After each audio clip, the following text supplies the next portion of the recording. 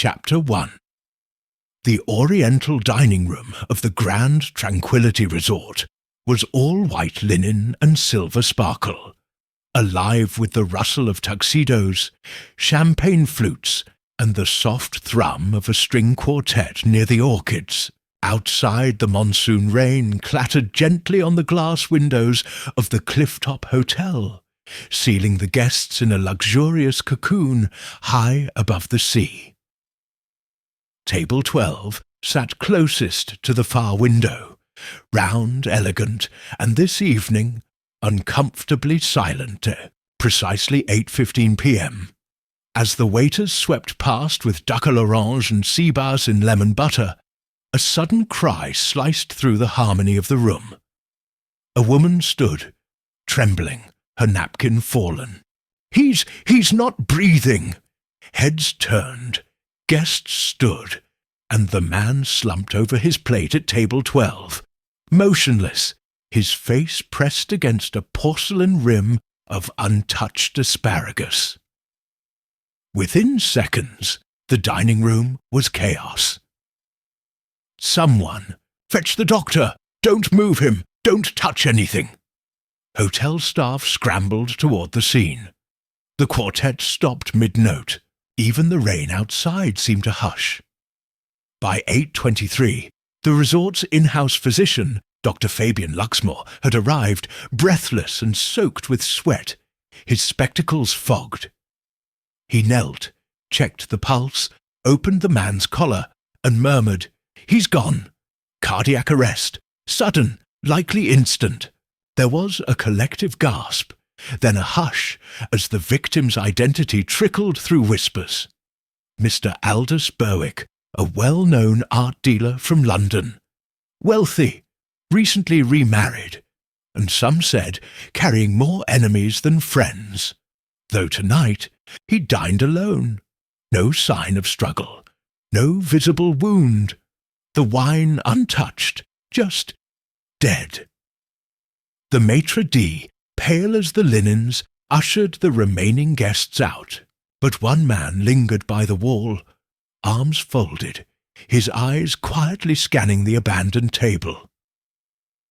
A compact man in a tailored dove-grey suit, moustache immaculate, shoes spotless despite the storm. Hercule Poirot. He had not yet dined, nor had he made himself known to the staff. But now, with his gaze fixed on the solitary red rose in the centrepiece, ever so slightly wilted on one side, he stepped forward.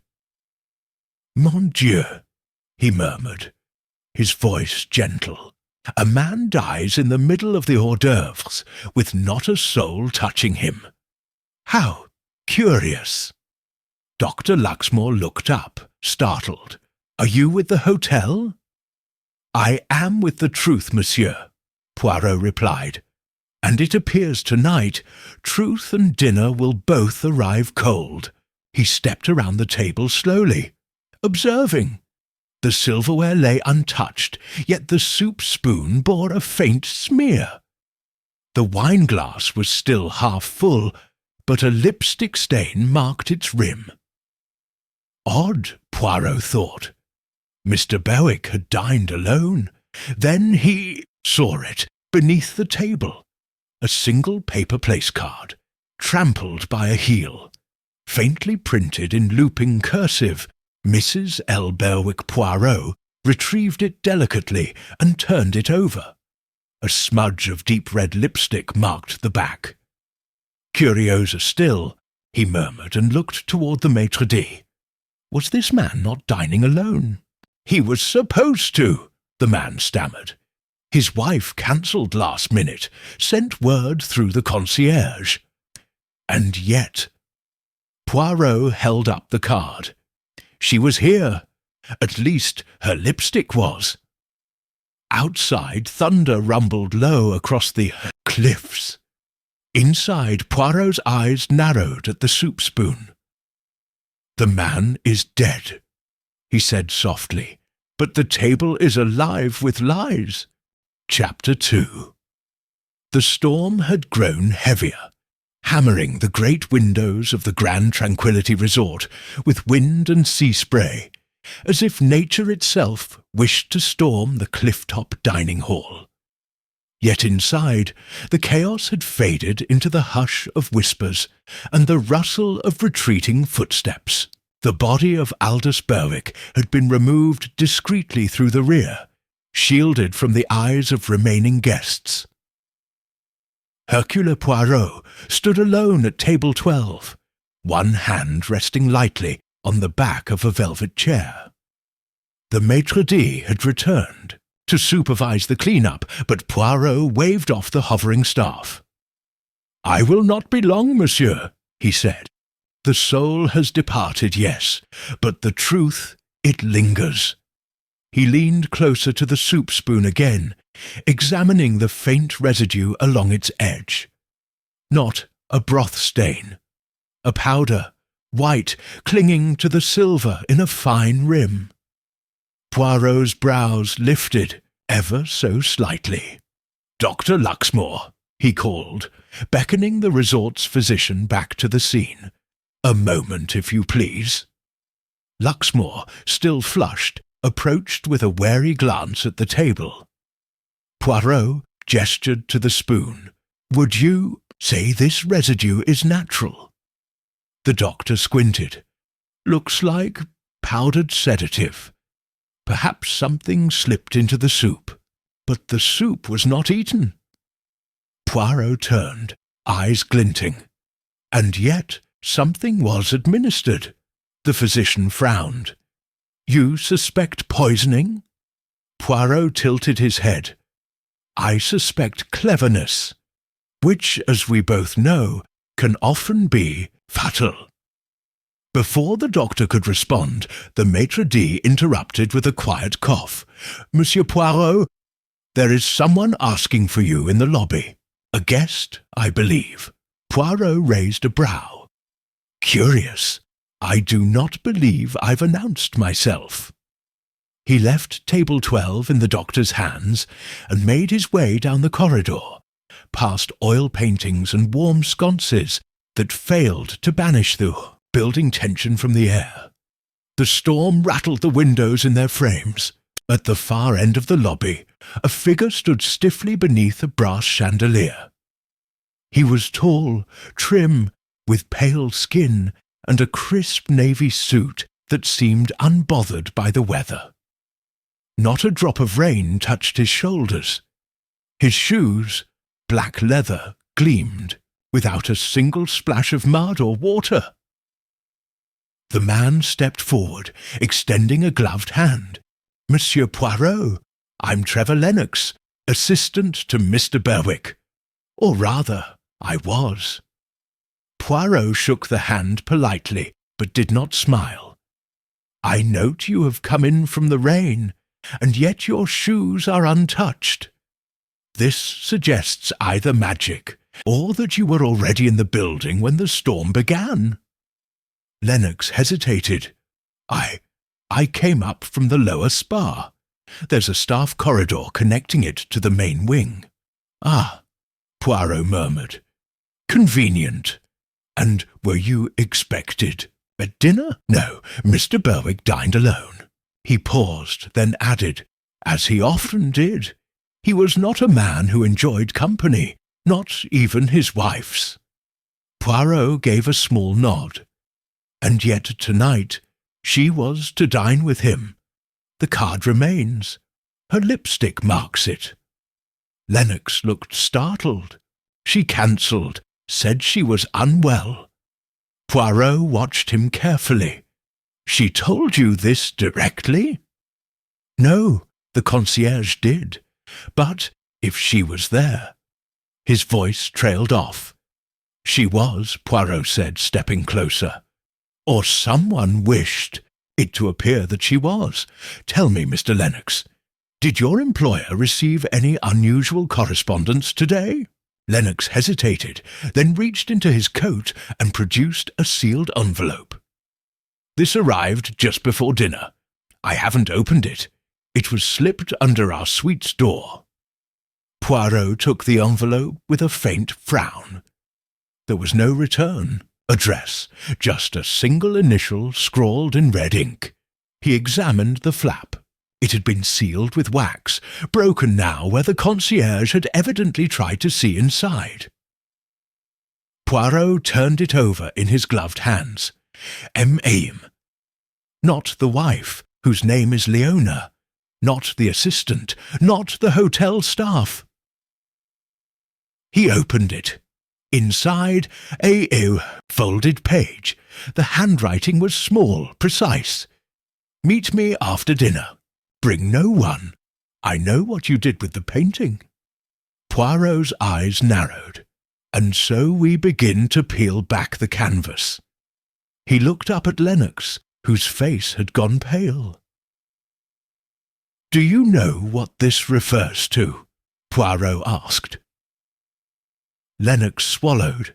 There was a piece Mr. Berwyck acquired last year, a Goya sketch. But there were rumours it was stolen. A forgery, perhaps. He never displayed it. Locked it in the suite safe. Poirot nodded slowly. Monsieur Lennox, I will require access to that suite. Lennox hesitated again, but nodded.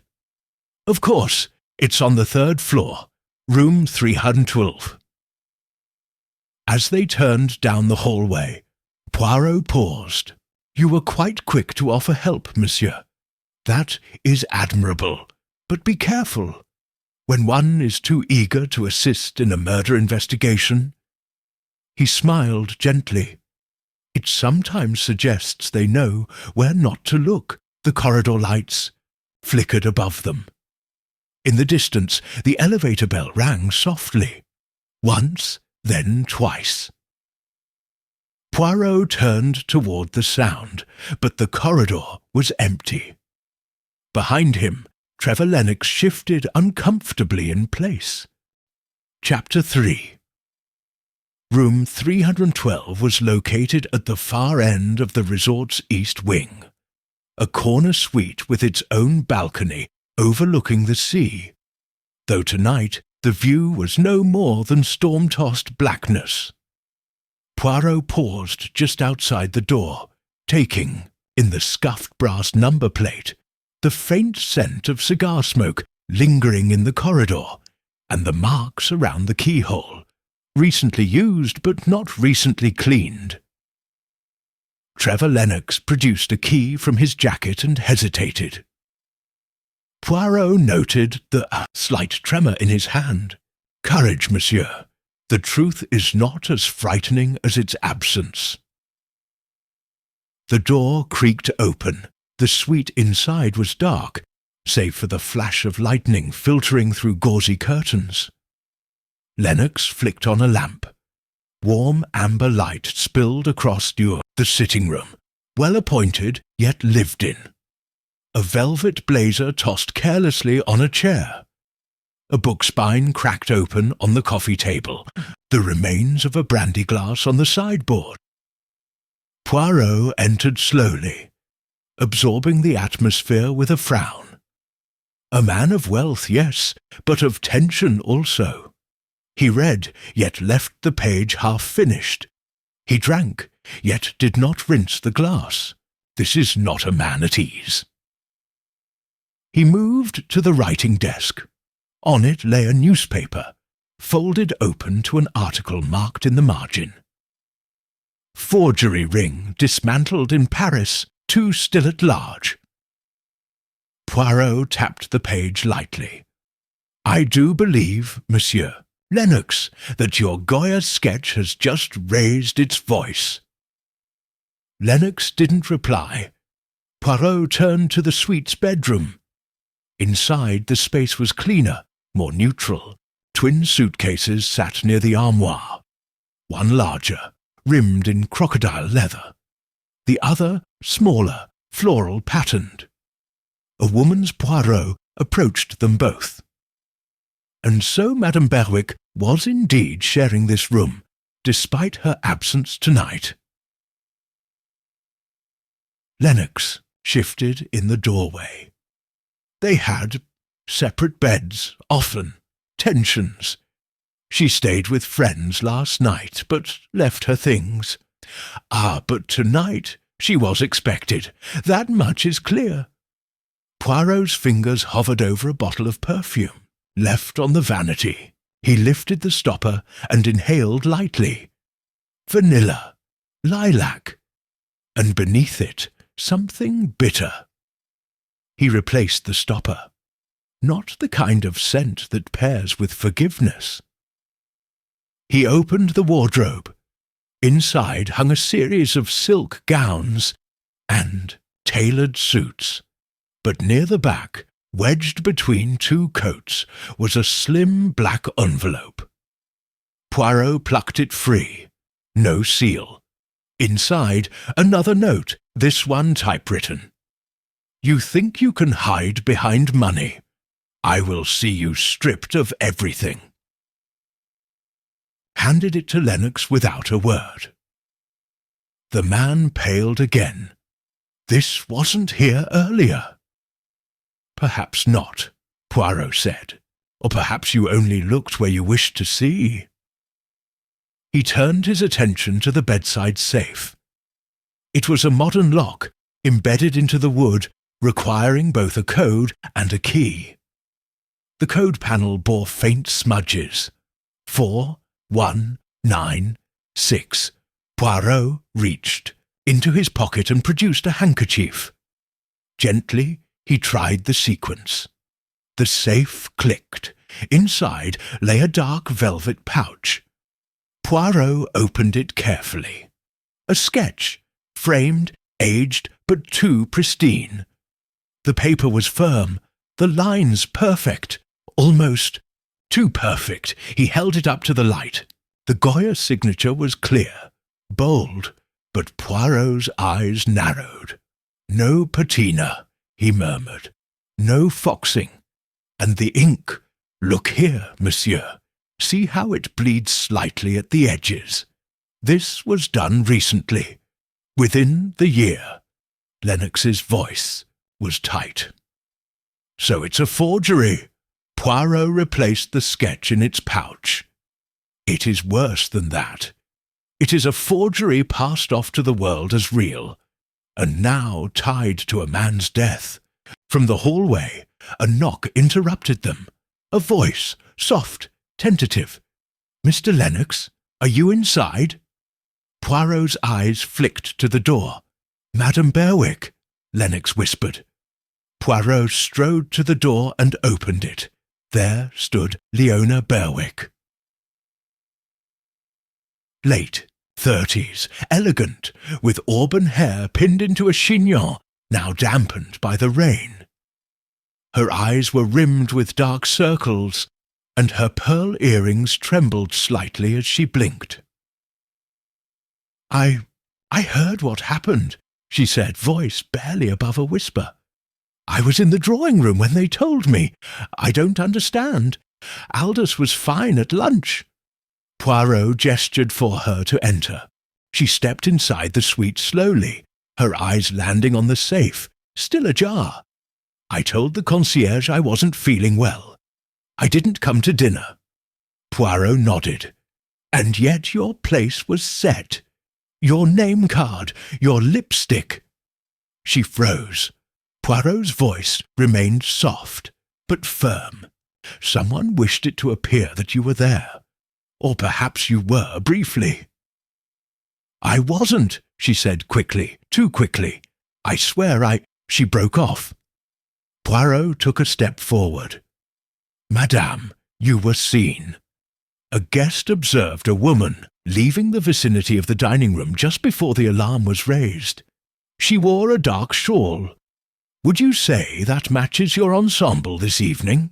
Leona's hand touched the velvet wrap at her shoulder, as if just realizing she still wore it. Poirot did not press further. He turned instead to the safe and closed it quietly. Forgive me, madam. Grief is often a confusing fog, but the truth always cuts through. Lightning flickered again across the window panes. Leona looked toward it, then back at Poirot.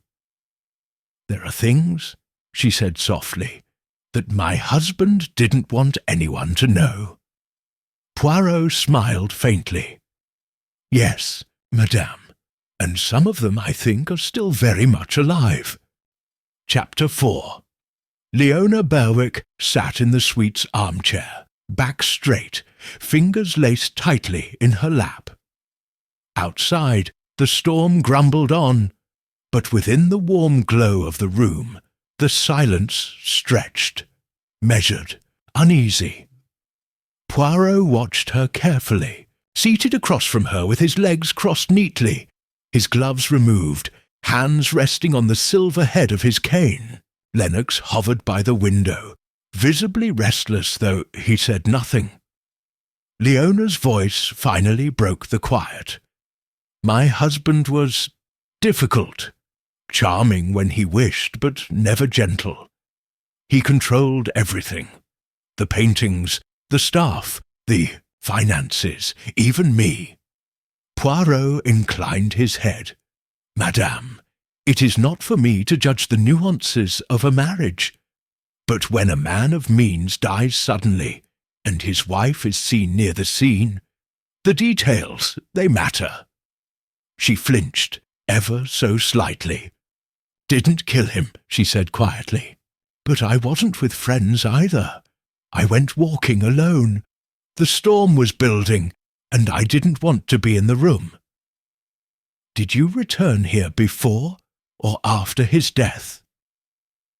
After, she said, though her eyes dipped to the floor. I only just arrived when you found me outside. Poirot did not challenge the inconsistency. Instead, he gestured toward the safe. Did you know of the sketch your husband kept locked away?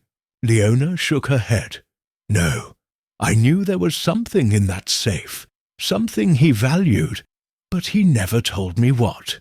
And yet you wear his pearl earrings, Poirot observed gently. Not a keepsake one gives to a stranger, and certainly not to a woman he does not trust. She hesitated. He gave them to me after our wedding, a peace offering, but they came with conditions, like everything else. Poirot stood, smoothing his waistcoat. Madame, tell me honestly, did your husband have enemies? She laughed, softly. Not bitter, but resigned. Dozens. Business rivals, collectors, former lovers, ex-clients, people he cheated, people he bought. Poirot nodded. And among those, is there anyone here at the resort who might have followed him? She stiffened. No, not that I know of. But Poirot caught it, the minute shift of her posture, the flicker of hesitation. Something unsaid. Then I thank you for your candour, he said smoothly. And your grief, madame. It wears a curious mask. She blinked, startled. What do you mean? You have not cried, he said, voice soft but unflinching. Not since you entered. Not even when we spoke of his death. There are many types of grief, yes, but some are not grief at all. They are relief wearing a black dress. Her lips parted, but no words came. Poirot turned to Lennox, who had turned from the window, jaw clenched. And you, monsieur, what do you think of Madame Berwick's honesty? Lennox's answer was immediate. I think she's telling you what she thinks you want to hear. Poirot raised a brow. An interesting theory. And does it apply to yourself as well? Lennox didn't answer. There was a knock at the suite door.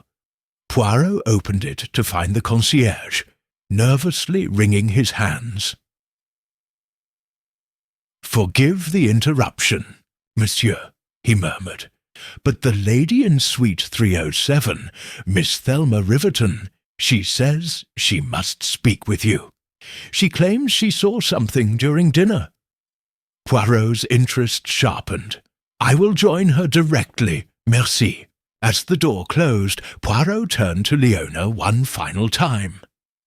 "One last question, madam. What would you have done had he not died tonight?" She didn't look up. "I would have left him." Poirot paused. "Ah, and now?" Her reply came in a whisper. "Now, I suppose I get everything." He left her in the quiet of her suite, her silhouette framed against the storm-drenched balcony. The hallway outside was empty, the carpet soft beneath his polished steps. Suite 307 was just 2 doors down. He knocked once, and the door opened at once. Miss Riverton was in her late 40s, trim and exacting in posture, with dark hair pulled into a bun that matched her no-nonsense stare. A retired schoolmistress, Poirot guessed, or perhaps a woman used to being ignored. But not tonight. "I've been waiting," she said briskly. "I wasn't going to say anything at first, but now someone is dead, aren't they?" Poirot stepped inside. "Indeed, madam. And what is it you saw?" She closed the door behind him. "During dinner, just before the commotion, I looked across the room. I always sit facing the windows. Habit. And I noticed something odd. A woman slipping behind the curtain to the left of the piano." Poirot frowned. "A woman? Describe her." "Slender, dark wrap, hair-pinned. I didn't see the face. She disappeared too quickly. But I remember thinking, why would anyone hide?" Poirot nodded slowly. "You are sure of the timing?" "Yes.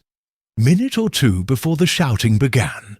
I saw her move, and then nothing." Poirot thanked her and left with a thoughtful expression. Back in the hallway, he paused. 2 women had worn that dark shawl tonight. One had denied being near the dining room. The other had yet to speak at all. He looked back toward the suite, where Leona sat in silence, and then forward toward a new question. Who was the second woman hiding behind the curtain? Chapter 5. The next morning dawned grey and bitter, with clouds still crouched low over the sea, casting long shadows across the cliffside. The Grand Tranquility Resort remained a place of curated calm. Soft piano in the lobby, coffee brewing, staff moving with studied grace. But beneath the surface, unease had settled like a stain. Hercule Poirot sat in the drawing-room near the fire, a cup of thick chocolate untouched before him. His gaze was fixed not on the hearth, but on the polished floorboards, just beneath the velvet curtain beside the grand piano. He rose and moved with measured steps to the edge of the drapery, stooping not to pull it aside, but to lift the hem. A faint crease remained on the floor, as though a high heel had pressed there recently, and beside it a smudge barely visible. Powder? Dust? Or something else? Poirot took a handkerchief from his pocket, dabbing the spot. Behind him, a familiar voice broke the silence. "You're always looking where no one else bothers to," said Inspector Felton, the local man dispatched by the resort management, middle-aged, thick-necked, and always 10 minutes behind the facts. Poirot turned with a polite smile. "Ah, Inspector, I trust you have recovered from the shock of arriving after the storm and after the death." Felton didn't rise to the barb. "I've reviewed the staff statements. Everyone accounted for. Kitchen, front desk, housekeeping, all with alibis more or less." "Ah, but alibis," Poirot said gently, "are often stitched together like costumes, very convincing, until they unravel." He stood fully and stepped toward the piano. fingers trailing lightly over its polished surface. "Did you know," he said, "that a guest saw a woman slip behind this curtain just before Mr. Berwick's body was discovered?" Felton raised an eyebrow. "Mrs. Berwick?" "Perhaps, but perhaps not. There was another woman in a dark wrap, one who has not yet been identified, someone familiar enough with the space to know where to hide and when to emerge." Felton shifted. "You think she poisoned the man right there, in full view?" No, I think she planted something meant to implicate." He moved to the side of the piano where the curtain pooled. There, almost invisible in the gap between the baseboard and the floor, lay a coin. Poirot plucked it delicately with the tips of his fingers. A sovereign, old and scuffed with faint scratches along the rim. Felton leaned closer. "Dropped, placed," Poirot said, deliberately, to mislead. He turned it over. Scratched faintly across the face was a crude letter R. Felton frowned. "Could be an initial. Or a message," Poirot murmured, "to a man named Reardon, or Riverton, or perhaps revenge." The inspector scratched his chin. "You think this coin was left by the killer?" Poirot smiled faintly. "I think it was meant to be found." They moved together to the dining room, now cleared and sterile. Table 12 remained untouched, at Poirot's request. A linen cloth still draped the chair where Aldous Berwyck had fallen. Poirot studied the place setting once more. The wineglass, still stained with lipstick, the spoon with its powdery rim. But now he reached into his pocket and removed the coin. Once more, he set it beside the wineglass and stepped back. "What are you doing?" Felton asked. Poirot simply observed. "In a murder," he said softly, "there are often 3 crimes. The one committed, the one imagined, and the one that is staged." Felton frowned. "What are you saying?" "I am saying this. There is too much neatness. The wineglass with lipstick, though the wife claims she was not there. The spoon with residue, yet no one eats. And now a coin with a cryptic mark, found beside a curtain, as if dropped by accident." Poirot's voice sharpened. "It is theatre, Inspector. This murder was staged like a performance, each detail carefully chosen not to reveal, but to mislead." Felton looked grim. "So we're chasing a ghost?" No. Poirot's voice warmed. "Not a ghost. A person, someone with knowledge of timing, human behaviour, and symbols." He turned back to the coin. "This R. Perhaps it is meant to point to someone, to shift blame. We must look not at who had motive, but at who had means to construct the illusion." Felton folded his arms. "You think someone planted the lipstick mark too?" Poirot tapped the wineglass. "Either that, or the woman who wore that shade is not who she pretends to be." The inspector groaned. "Then we're back to Mrs. Berwick." "No," Poirot said. "Not necessarily." He withdrew from his coat a folded document. A guest registry, provided that morning by the concierge. He tapped a name. Miss Clara Riverton, Suite 308, sister to Miss Thelma Riverton. Poirot said, "Rarely seen, often sickly. Prefers to dine in her room." Felton squinted. "She was the one in the wheelchair, yes?" Poirot's eyes glinted. "Perhaps. Or perhaps the wheelchair is real, but the illness is not." Felton looked alarmed. You think she was the woman behind the curtain?" Poirot turned toward the far corridor, voice almost a whisper now. "I think it is time we met the other Miss Riverton." Chapter 6.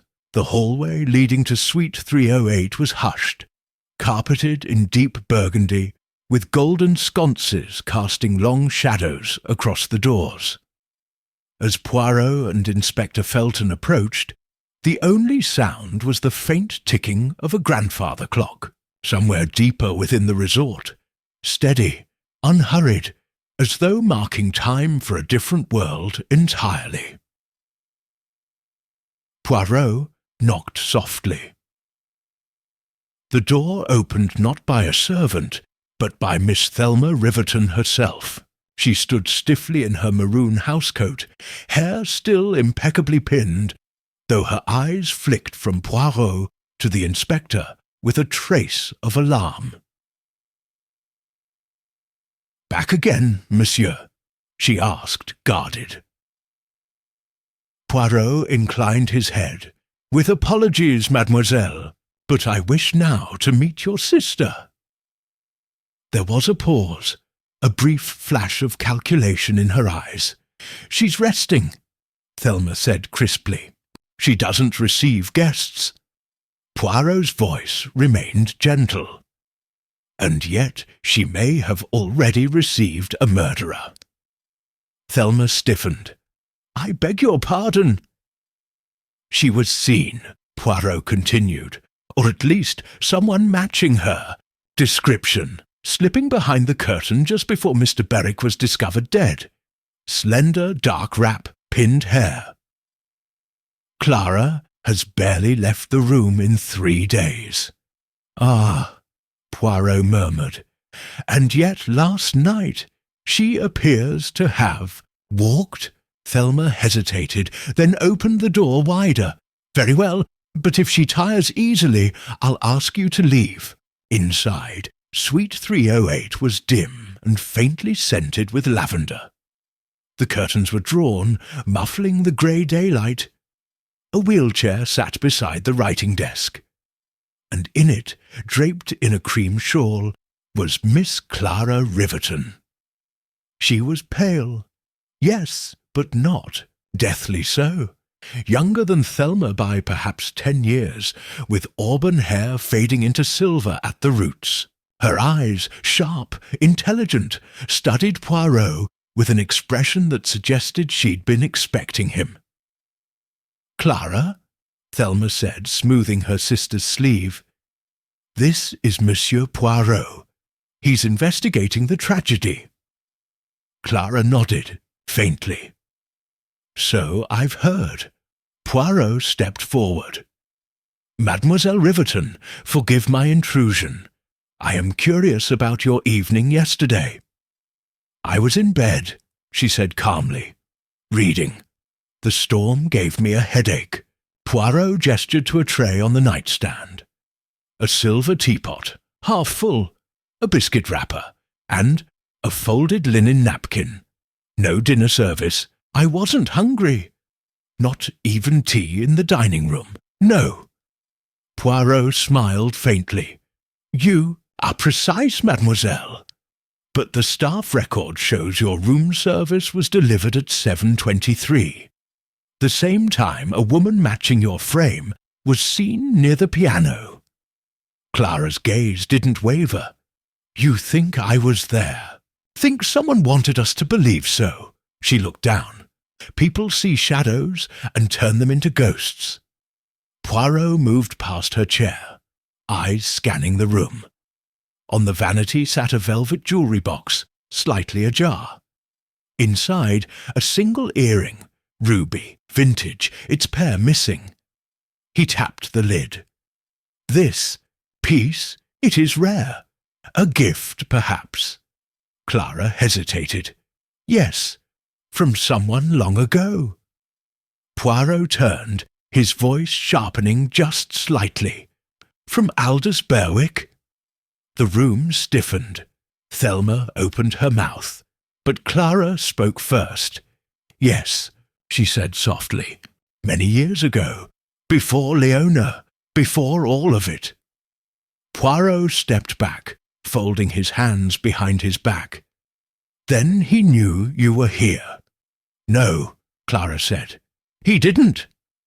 Felton frowned. That's hard to believe. Clara met his eyes. He broke things off. I never saw him again. Not until last week, when we arrived and I saw his name on the registry. Poirot raised an eyebrow. And yet you didn't confront him. What would have been the point? She said. He wouldn't have remembered. I was one of many. And yet, Poirot said quietly, you kept the earring. Her hand touched her collarbone unconsciously. Some wounds, she murmured, never close. Poirot circled the chair slowly. And did you dine in the shadows, Mademoiselle Riverton, as some form of justice? Or grief? I didn't dine, she said, voice harder now. And I didn't kill him. Poirot paused beside a mirror, examining the faint fingerprints along the gilt edge, smaller than Clara's hands. He turned to Thelma. Did you bring your sister her tea last night? Thelma blinked. Yes. And the wrap? I laid it on the chair before I left. Poirot's eyes narrowed. The same wrap that now smells faintly of perfume. Lilac, vanilla, and something bitter. The same scent found in the Berwyck suite. Clara's eyes widened. I didn't go in there, she said. I believe you, Poirot replied. Felton frowned. Then who did? Poirot stepped between the sisters, his tone thoughtful now. Someone who knew the scent. Someone who knew which symbols would suggest guilt without truly leaving a trace. He turned once more to Thelma. You are very protective of your sister, mademoiselle. Admirably so. Perhaps too admirably. Thelma's expression cracked just for a moment. Poirot moved to the door. I thank you both, he said quietly. The shadows are thinning. Soon the truth will step into the light. As he left the suite, he turned to Felton. There are too many women wearing disguises, mon ami. Emotional ones, yes, but perhaps literal ones too. And as they stepped back into the corridor, a maid emerged from a linen closet nearby, startled, pale and clutching something in her hand. Excuse me, she said, voice trembling. I found this under the chaise in the drawing-room. Poirot took the object gently. A glove, silk, torn at the wrist. Inside, a faint trace of powder clung to the lining. Poirot stared at it. A woman's glove. Wrong size for Leona, wrong colour for Clara, and worn by someone who never left the dining-room at all. Chapter 7. Poirot turned the glove over in his hand, fingers gently pressing the torn seam. It was fine silk, pale ivory, the kind worn at formal dinners, but not recently. The fabric had thinned at the fingertips, and a faint darkening along. The edges hinted at age, not use. Most curious of all was the trace of powder inside, not cosmetic, but medicinal, bitter-smelling, almost chalky. Inspector Felton leaned over his shoulder, squinting. Lady's glove, expensive but torn, could have been dropped by the killer in a rush. Poirot shook his head. No, this was placed, not discarded. A torn glove left in plain sight beneath the chaise. It wants to be discovered, but offers no clear message. That is a curious kind of clue, n'est-ce pas? Felton frowned. Then what's it trying to say? Poirot smiled thinly. that someone wishes to confuse the trail rather than clarify it. He turned to the maid still hovering uncertainly by the corridor. "You found it just now?" "Yes, sir, under the chaise near the window. I was changing the flowers and happened to glance beneath." Poirot nodded. "And the chaise, had it been moved recently?" She thought a moment. "Only earlier this morning. The guests gathered there during the storm. Some of them were listening to the piano." Poirot's eyes gleamed. "And who played?" "Oh, no one, sir, but Miss Langford sat beside it for a while. The young American lady with the sketchbook." Poirot turned to Felton. "I believe it is time we speak to Miss Langford. They found her in the solarium, a sunlit room now dimmed by the lingering storm. She sat by a rain-streaked window, her sketchbook in her lap, eyes far away, hair tucked into a loose braid, freckles scattered across her cheeks like fallen stars." Poirot approached with his usual delicate charm. "Mademoiselle Langford, may we join you?" She looked up, startled, but composed herself quickly. "Of course." Felton remained silent while Poirot took a seat across from her, careful to observe the tension in her posture, the way her thumb tapped absently against the side of the pencil. "You are an artist?" Poirot asked kindly. "I sketch when I travel," she said. "Landscapes mostly. People sometimes." Poirot nodded. "Did you sketch last night?" She paused. "No, it was too dark, and I was feeling unwell." "Ah, but you were in the dining room." "Yes, at table 6, alone." Poirot glanced at Felton before continuing. "And did you see anything unusual during dinner?" Langford hesitated. There was tension. Everyone noticed it. That man, Mr. Berwyck, he had a presence, arrogant. A woman stopped by his table briefly, tall, wrapped in a shawl, but I didn't see her face. Felton leaned forward. "What time was that?" "Just before the music stopped, right before the shouting." Poirot's voice remained calm. "And after that?" "I went back to the solarium," she said. "I don't like crowds. I sat by the window, alone." He reached into his coat and revealed the glove. "Do you recognize this, mademoiselle?" Langford blinked. "No. Should I?" "It was found beneath the chaise in the drawing-room, where you sat earlier." She stiffened. Poirot watched her reaction with interest. "I may have brushed against it," she said quickly. "I didn't notice it." "Of course," Poirot replied smoothly. "The storm distracts us all." But inside, something had clicked. He rose, gave a slight bow, and turned back to Felton. As they walked away, Felton muttered, "She's hiding something." Poirot nodded. "Yes, but not what she believes we think." They stopped near the grand staircase, where guests were beginning to gather for breakfast. Poirot's eyes scanned the crowd. Faces familiar now. Trevor Lennox, standing stiffly near the bar. Thelma Riverton, with a newspaper folded neatly beneath her arm.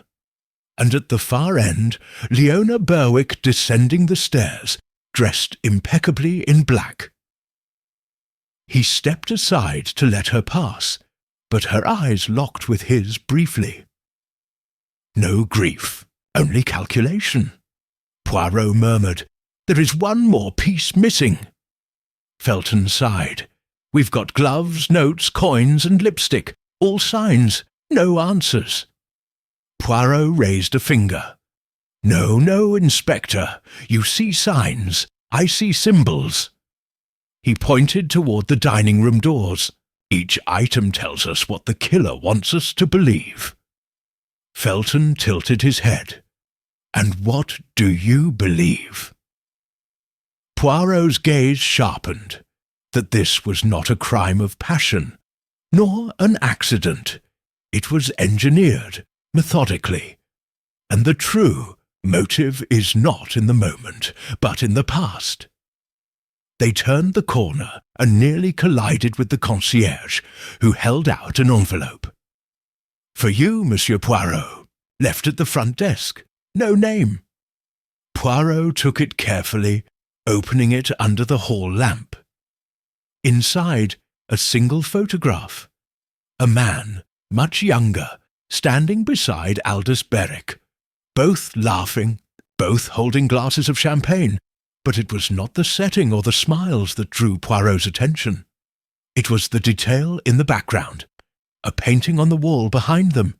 He had seen it before, but not here, not recently. He turned to Felton. "C'est sûr, painting in this photograph," he said softly, "is missing from Mr. Berwick's safe." Felton's eyes narrowed. "You mean—" Poirot folded the photo and slipped it into his coat. "Someone else accessed that safe, Inspector, and they took the forgery before the murder." Chapter 8. The wind had finally begun to die. The sea still seethed beyond the cliffs, but the violence of the storm had passed, leaving behind a hush that seemed more suspicious than peaceful. It was the silence that follows a question, not an answer. In the Berwick suite once more, Poirot stood before the open safe. The velvet pouch was still there, the frame still pristine, but the sketch, this sketch, was wrong. He removed it carefully, holding it beneath the lamplight, turning it slightly to catch the texture of the paper. Not handmade, not aged. The ink was too uniform. The signature, too clean. The line work, though confident, lacked the nervous energy of Goya's hand. "Monsieur Lennox," Poirot said without turning, "you told me this was the sketch your employer kept hidden away." Lennox stood near the writing desk, his face pale, jaw tight. Yes, he believed it was genuine, or pretended to. Poirot tapped the frame. "And did you see him open the safe recently?" Lennox paused. "Not in the last few days. He was secretive with it." Poirot turned at last. "I believe this is not the same piece. Someone has replaced it. And more significantly, taken the forgery." Felton, standing near the window, gave a sharp grunt. "But why steal a fake?" Poirot smiled. "Because a forgery only has value if it proves something, if someone was implicated by its existence." He moved to the table and unfolded the photograph received that morning. "This," he said, laying it flat, "was taken years ago. Note, the painting behind Mr. Berwick and his companion. The same sketch, framed, displayed. Before it disappeared from the art world and resurfaced, here." Lennox leaned forward. "The man with him. I don't recognize him." Poirot's eyes narrowed. "But I do. His name is Marcus Vale." Felton blinked. "Should I know him?" "A prominent collector once disgraced in a forgery scandal. He vanished after the charges were dropped due to insufficient evidence. A man with a talent for reproducing what he could not afford to own," Lennox muttered. "You think he replaced the sketch?" Poirot shook his head. "I think someone feared he would be revealed as its creator, and that someone is here at the resort." Felton stepped closer. "But Vale's not on the guest list." "Trends are so easily changed," Poirot said lightly. especially when no one expects the past to catch up. He turned to Lennox. You said your employer received a note before dinner, a warning. Did he react? He looked disturbed, but said nothing. Poirot nodded slowly. Then the trap was already set. The killer wanted to frame someone, to stir a hornet's nest, then hide in the swarm. He walked toward the fireplace, eyes scanning the mantel. A faint ring of soot marked the edge of the hearth. Poirot bent and reached in with his gloved fingers. When he withdrew them, they carried a shred of paper, charred at the edge. Not all evidence is taken, he murmured. Some is destroyed. Felton crouched beside him. What is it? Poirot carefully unfolded the fragment. A few words remained visible. Risk exposure. Tonight, undo it. He looked up. This, he said, was part of the original note. The one Mr. Berwyck burned. Lennox swallowed. So he knew someone was coming for him. Indeed, Poirot stood. But the murder was not to silence. It was to redirect. Blame. A second crime to cover the first. Felton frowned. Second crime? Poirot smiled faintly. To steal is a crime, yes. To forge, another. But to frame, that is a crime of strategy, of patience, of deep familiarity. He paused, and, I must now ask, who here knows art, knows the layout of this resort, knows how to move quietly, and why the lipstick on the wineglass was not Leona Berwick's shade at all? Felton blinked. Then who? Poirot's hand rose. Shh! Outside the window, a figure was crossing the terrace. A woman, coat drawn tight, walking swiftly toward the bluff path. Not toward the gardens, not toward the spa, but toward the cliff's edge. Poirot stepped back from the window. We must follow. Now. Felton hesitated. You think she's running? No, Poirot said softly. I think she's returning something. By the time they reached the main doors, the woman was already far down the path, nearly at the overlook where the storm fence stood weak and rattling. The wind had picked up again. Poirot quickened his pace, coat billowing. He recognized the figure now. The shawl, the gait, Miss Clara Riverton. She paused at the edge of the cliff. Her hand reached into her coat and withdrew something. Poirot called out, Mademoiselle! She startled, but did not run. Instead, she looked back at them with an expression Poirot recognized all too well. Guilt, not for murder, but for being too late. Chapter 9. The wind howled up from the sea, clawing at the cliff's edge with salt-drenched fingers. Poirot's coat flared behind him as he reached the overlook. Felton just steps behind, breathing hard. Clara Riverton stood near the crumbling railing, her coat pulled tight, a small leather portfolio clutched in her gloved hands. She did not look frightened, only tired. Poirot raised a hand, not as a warning, but as an invitation. Come away from the edge, mademoiselle. There are truths better spoken with both feet on firm ground.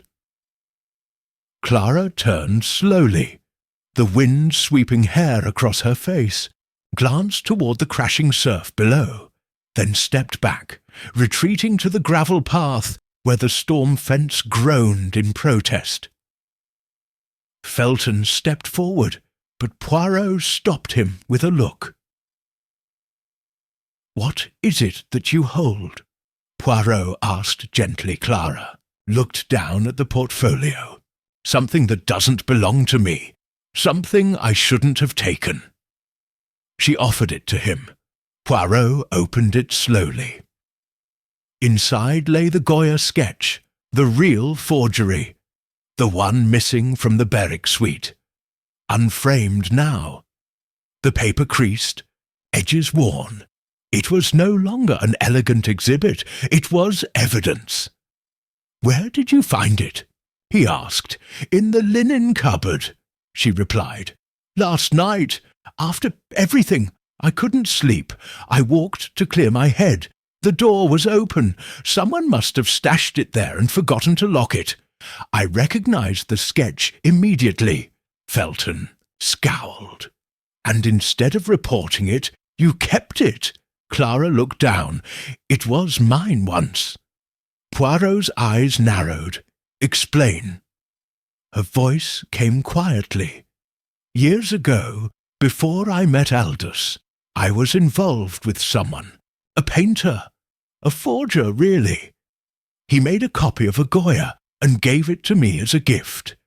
A gesture, he said, a memento of something he could never afford. I didn't understand how dangerous it was." Poirot nodded slowly. "Marcus Vale." She blinked. "How did you—" "He's in the photograph with Berwyck. Taken at a private party. A celebration of their acquisition. Your former lover and your future husband laughing over stolen art." Clara's voice cracked. "I didn't know they knew each other. Not then. When I ended things with Marcus, he disappeared. I met Aldous years later. When I saw the sketch again, hidden in that safe." Felton grunted. "You realized it had come back to haunt you." "I was ashamed," she whispered, "not for the crime, but for the life it destroyed. Marcus was never the same, and Aldous, he used people like footstools. When he recognized me last week, he said nothing, just smirked, like it was a game." Poirot's voice was calm. "And so you followed the threads. You went to the dining room. You wore the shawl, hid behind the curtain." She nodded slowly, wanted to confront him, but when I got there, he was already dead. Felton's jaw tightened. "You expect us to believe that?" Poirot raised a hand. And yet she did not leave through the main doors. She slipped through the staff corridor, the same one Lennox used the night before. Clara's eyes widened. "You knew?" I suspected. Poirot turned back to her. "You did not kill Aldous Berwyck, mademoiselle, but someone made certain you would look as though you had." She swallowed. "The lipstick, the wrap, the glove. All planted, the perfect illusion." Felton stepped forward. "So who did it then?" Poirot's voice turned cold. "Someone who feared the past would resurface. Someone who had more to lose than Clara. Someone already implicated in forgery and capable of controlling the narrative." Felton frowned. "You mean Marcus Vale?" "No," Poirot said quietly. "I mean someone closer. Someone who never truly left the scene of the crime." He stepped past them both, eyes drawn not to the sea, but to the narrow terrace below, where a lone figure stood beneath the awning, watching. Trevor Lennox, the assistant, always present, always helpful, too helpful. Poirot's voice dropped to a murmur. He was not just Berwick's assistant. He was the silent partner, the one who passed the sketch, the one who replaced it, and when Berwyck received the letter, threatening to expose everything, he panicked. Felton muttered, "So Lennox killed him to protect the con." Poirot shook his head. "No, not panic, preparation. Lennox did not kill to silence. He killed to inherit. Felton blinked. He's not in the will. Poirot smiled grimly. No, but someone was. He looked at Clara. Did you know Leona and Lennox were lovers? Clara stared at him. No, she whispered. Poirot nodded, and together they stood to gain everything. A gust of wind tore through the cliffside path, scattering gravel beneath their feet. Clara clutched her coat. The sketch held tight against her chest. Poirot turned away from the overlook, heading toward the terrace. We have one more lie to expose, he said softly, and this time it will not be hidden behind a curtain. Chapter 10. The Grand Tranquility Resort salon was once again quiet, though the tension now hung heavier than any storm. Poirot had requested privacy. No staff, no interruptions. Only the key players seated before him, like an audience awaiting the final act. Because it was a performance, and this time Poirot was the conductor. At the centre of the room stood table 12. Its linen had been freshly pressed. A single rose rested in the centrepiece, just as it had the night of the murder. Only this time it was deliberate. Around the room sat Leona Berwyck, poised and unreadable. Trevor Lennox, leaning forward in the armchair with folded hands. Clara Riverton, composed yet brittle beside her sister Thelma, who maintained a steady, matronly silence. And Miss Langford, sketchbook clutched tight, eyes darting between faces. Poirot remained standing. He began not with accusation, but with elegance. "Ladies and gentlemen," he said gently, "you have each been entangled, knowingly or not, in a carefully staged illusion, a death meant to appear as an act of sudden misfortune, until one looks at the details." He turned to table 12. This table was not merely the scene of a death, it was the stage of it. A place setting for two, though only one dined. Lipstick on a wineglass, though the widow claims she never arrived. A spoon touched, but never lifted to the mouth. And a man found dead, poisoned not by what he consumed, but by what he touched. Gasps stirred. Poirot nodded. The poison was laced on the spoon's surface, ingested through contact. It required no food, only skin. A subtle method, yes, but it demanded precision. He faced Lennox. "Precision, monsieur, is your expertise, is it not?" Trevor Lennox sat very still. "You arranged the scene," Poirot continued. "You ensured Leona's name card was left out. You wiped the spoon, then reapplied the powder. You selected a method that would act slowly, giving you time to slip the key piece, the original forged sketch, out of the safe, replacing it with a false duplicate." Lennox opened his mouth, but Poirot raised a hand. "No, not yet. Let us first discuss why." He turned now to Leona. "You married a man you did not love, perhaps once, but that died long ago. What you wanted was freedom, and what Trevor Lennox wanted was control. You found in each other a shared need. His was ambition, yours was escape." Leona's expression remained cold. "You have no proof of that, no?" Poirot smiled. "Then let us speak of the rose." He gestured to the table. This very rose. The one placed in the centre of the table on the night of the murder, slightly wilted on one side. A small flaw, easily overlooked, unless one knew what it hid. He stepped forward and delicately lifted the rose from the vase, Beneath it, tucked just inside the stem's hollow, was a tiny strip of paper, now dry and curled. Poirot unfolded it. A note. "It's done. The key is in the hollow stem. Burn the original before midnight." A hush fell over the room. Poirot turned to Lennox. "You sent this message. You had the duplicate sketch ready. You waited until Berwyck was distracted, slipped the poison onto the spoon, and let the illusion take hold." Lennox's face paled. "That's not possible. You're guessing. I am observing," Poirot snapped, his voice sharp for the first time. "The rose was your insurance. A shared message between you and Leona.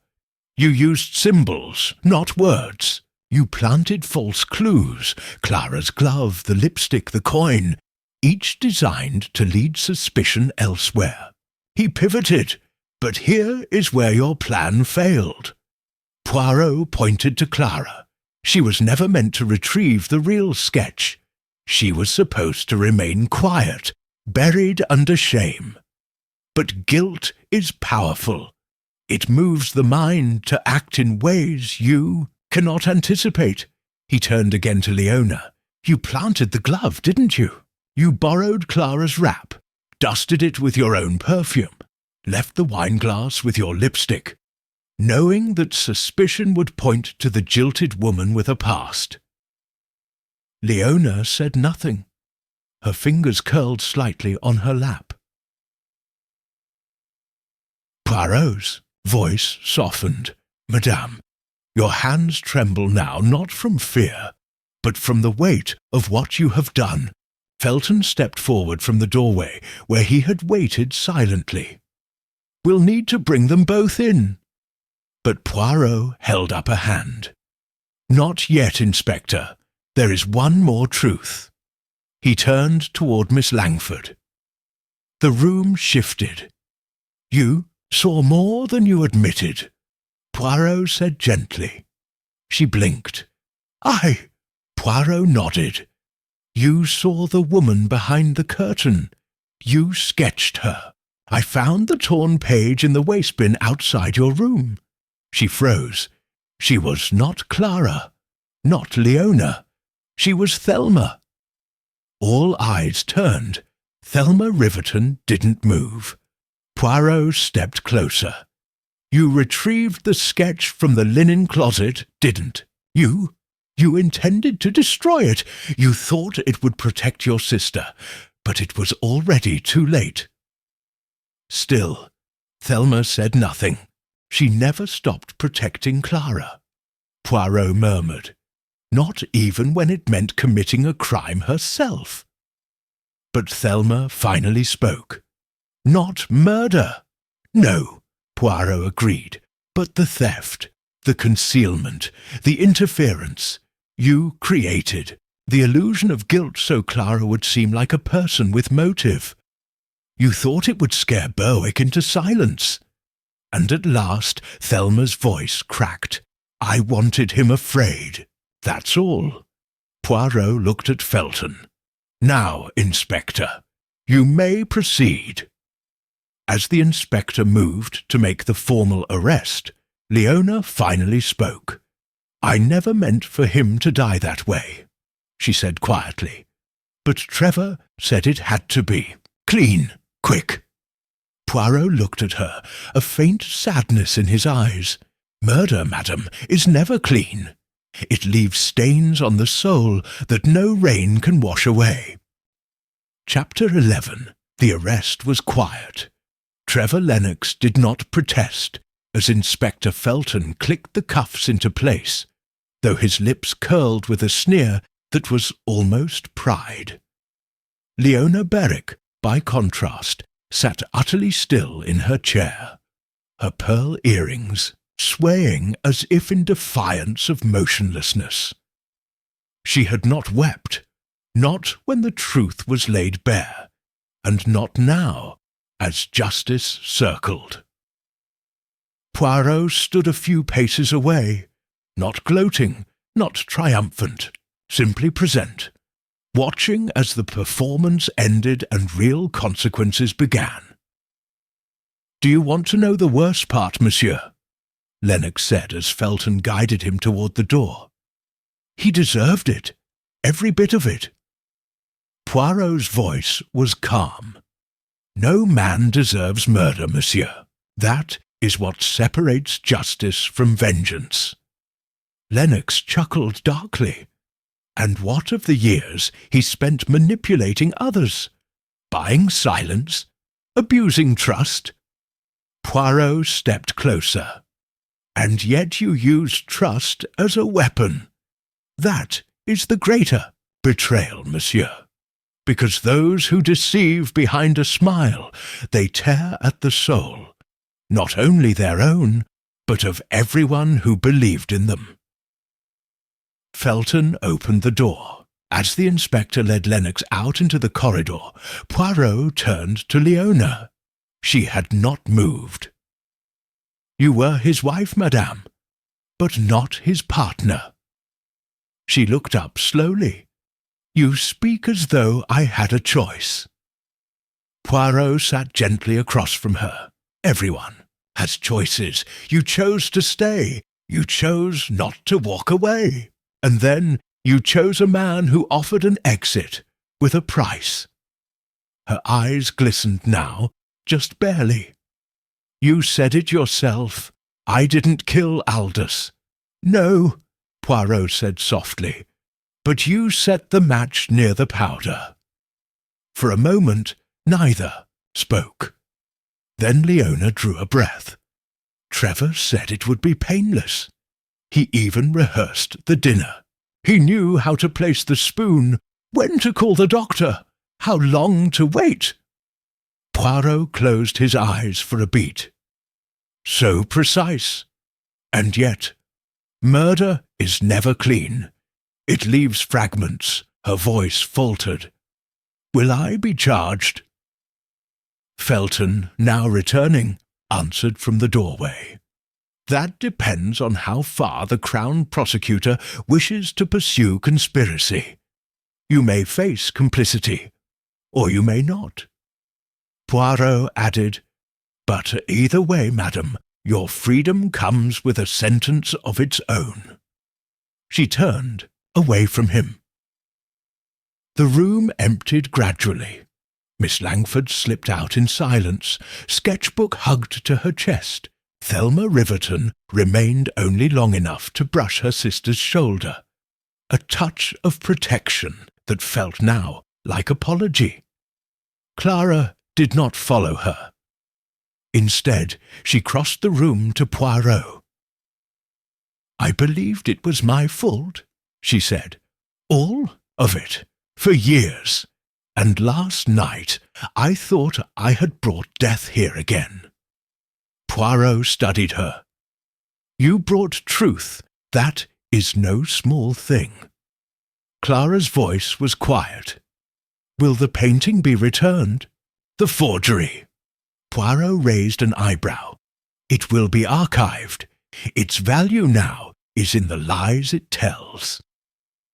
She gave a hollow smile. "Fitting." Poirot stood and guided her toward the door. "May I offer one last word, mademoiselle?" Monsieur nodded. He looked at her with unexpected gentleness. "The past is not a chain. It is a compass. You have followed it in circles.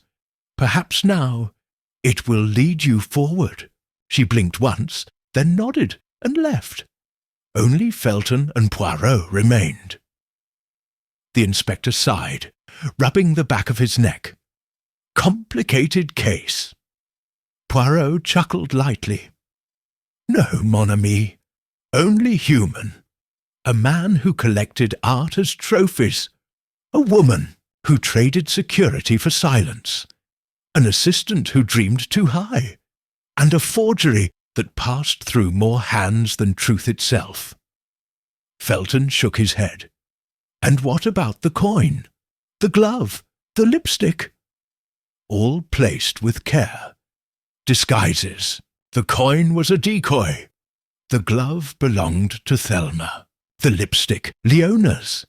Each meant to lead the investigation in a different direction, each misdirection. Felton frowned. And you knew all that from the start? Poirot smiled modestly. No, but I suspected, because of the shaving soap. Felton blinked. The what? The shaving soap in Berwick's travel kit, Poirot said, walking toward the window. It was dry, unused, yet he always shaved before dinner. His valet confirmed it. He looked out toward the sea. If a man changes his habits on the night of his death, it is either by design or interruption. Felton exhaled. Well, it's over now. Poirot turned, expression unreadable. Perhaps, and yet. Felton tilted his head. What? Poirot stared at the rose still lying on table 12, stem curled, petals fading. Someone placed that note in the rose after the death, meaning one person still knew, even after the crime had been committed. Felton froze. You think someone else was involved? Poirot didn't answer. Instead, he stepped to the table, gently lifted the rose, and turned it once in his fingers. There is always one more shadow, mon ami, and it waits in silence. Chapter 12. 3 days later, the storm had passed in more ways than one. The sun glinted off the waves beyond the cliffs, the Grand Tranquility Resort once again living up to its name. Guests sipped tea on the veranda. A pianist resumed gentle, morning melodies in the lounge. It was as though nothing had happened, and yet everything had. Poirot stood alone on the east terrace, hands folded behind his back, the breeze rustling the hem of his coat. He gazed out at the sea, not for its beauty, but for its silence. The kind of silence that followed truth, but not necessarily peace. Footsteps approached behind him. Measured, hesitant, it was Clara Riverton.